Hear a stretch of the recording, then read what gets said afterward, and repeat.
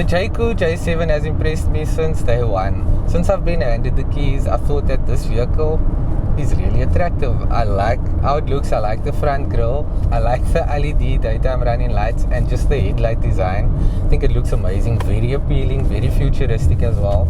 I like that the car doesn't scream, hey, I'm Chinese, or like, hey, I'm trying to be modern. It has a sophisticated look to it, to the design. I like the panels, I like the way it's just flush and just simply designed. I like that there's not a lot of chrome bits all over the vehicle. Mainly there's just some on the front, I think, on the front grille, and then no shiny bits on the side. At the back there's just the headlights that go all the way across, which I think looks very cool. The Jaecoo J7 is available in 3 derivatives, pricing starting from 550,000 Rand for the entry-level model, and for this model, which is the top spec derivative, it is 680,000 Rand. There's a model in the middle, but I'm not too sure what the price is. I'll put it up on the screen. All models are powered by a 1.6 litre turbocharged petrol engine that makes 145 kilowatts and 290 Newton meters of torque to the front wheels in the 2 derivatives, and then in this top spec derivative it has all-wheel drive system, and then it sends it via a 7-speed dual clutch transmission in all the models.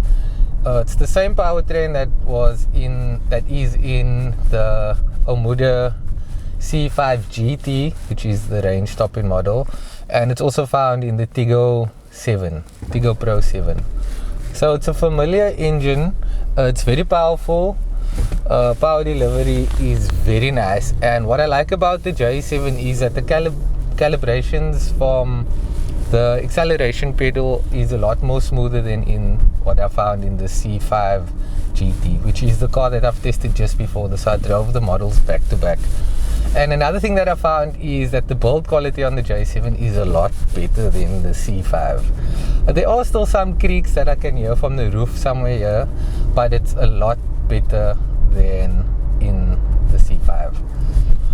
Power delivery, like I said, is amazing in this vehicle. The suspension is nice and rigid, and it also soaks up road imperfections beautifully. We're riding on 19-inch alloys, but the tire does have a nice substantial amount of size to it, so it does soak up road imperfections beautifully. I went off-roading on some gravel and on the grass with this vehicle, and it's very stable, well put together.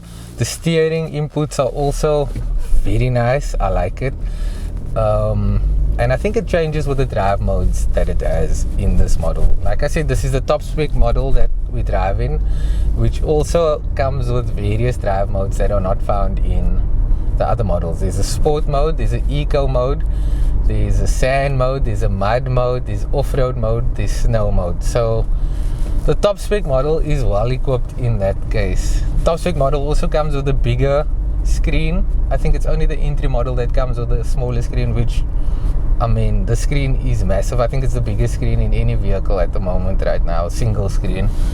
It is 14.3 or 14.5 inch, and then in the lower spec model you get a 13-inch screen, which is not too bad. And if you're shopping in that market for 550,000 Rand, you're getting a vehicle with decent curb appeal. I really like how this car looks, and you're getting a 1.6 litre turbocharged petrol engine, which is just sending it to the front wheels, but it's also via the DCT clutch. So I think this vehicle is very, very attractive.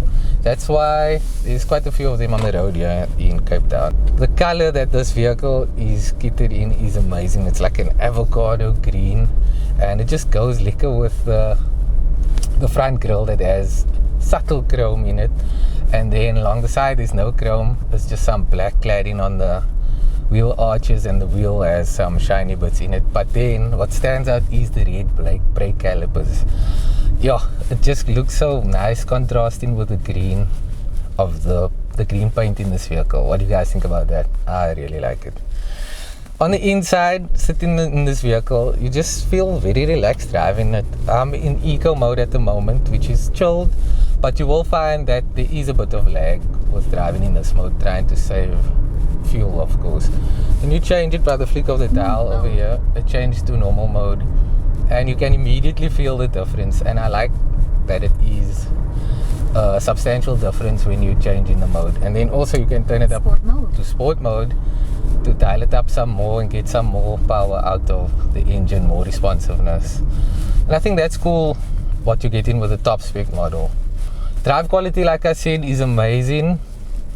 Soaks up road imperfections really well. Pushing it on high speeds, it also feels very stable. It's a very solid platform that we're driving on, and I think it's cool. Other amenities that you get with this top spec model is heated and ventilated seats in the front here, which is amazing. They work very nicely. Hi, may I help you? Turn on the AC. Okay.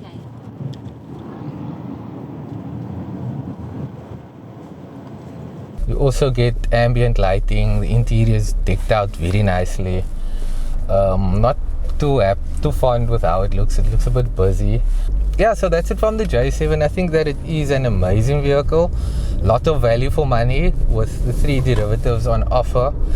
Top spec model, obviously getting all-wheel drive, so if you seeking that more adventure type vehicle, this is the one to go for. You have to go into the infotainment system if you want to change the air conditioning, if you want to set up the radio or any of that stuff. It's in the infotainment system, but it's quite easy to use. At first I was a bit skeptic because I was like, where's the controls for the buttons? There's no volume, blah blah blah blah blah, but you just scroll from the top down and there you can see the volume control or the brightness, and then if you scroll from the bottom up, it is the air conditioning setup, and you can also set the ventilated seats from here, which I think I should put on while these windows are rolled up and the aircon is down. The J7 is a mid-sized SUV and it's quite spacious on the inside thanks to the boxy shape on the outside, which I think looks amazing. The seats are comfortable. I've been sitting in the seats all week and I have no complaints at all. It's easy to adjust electronically, of course, here in front, and then at the back it's also very comfortable. Lots of legroom, lots of headroom, and yeah, it's pleasant. I like it. Also, the panoramic sunroof comes standard across the range and it is massive. It stretches all the way from the front to the back of the vehicle. Let's open it and check it out.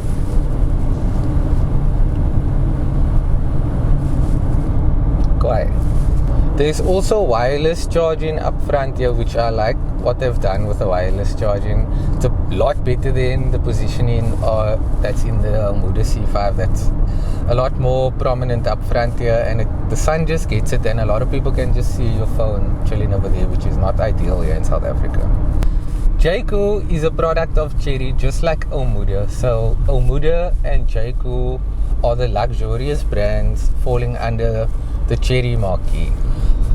Almuda is more luxury SUV and Jaecoo is more on the adventure side of SUVs. So that's why you'll get the all-wheel drive model in this, but you'll also find the all-wheel drive model in the C9, which has just been launched. And I'm quite keen on checking that out, especially after spending some time with the J7. I believe that the J5 will also be coming to South Africa very soon, and that will be a fully electric model that has 4x4 capabilities. I think there'll also be a petrol model that could rival the Suzuki Jimny, so I'm keen to check that out as well. One thing that I've noticed about the Chinese automakers is that a lot of them are really keen on upgrading their product and bringing in what people want, what customers want incorporated in the vehicle, and they're doing that very quickly, a lot faster than other vehicles have, or other vehicle manufacturers have done before. So before, like, the calibrations of the Almuda wasn't that good, but now the J7 is like spot on, it's good. Same with suspension. Suspension was a bit iffy in previous vehicles that I drove, like maybe say the Tigo, but in the J7 it's a lot better now.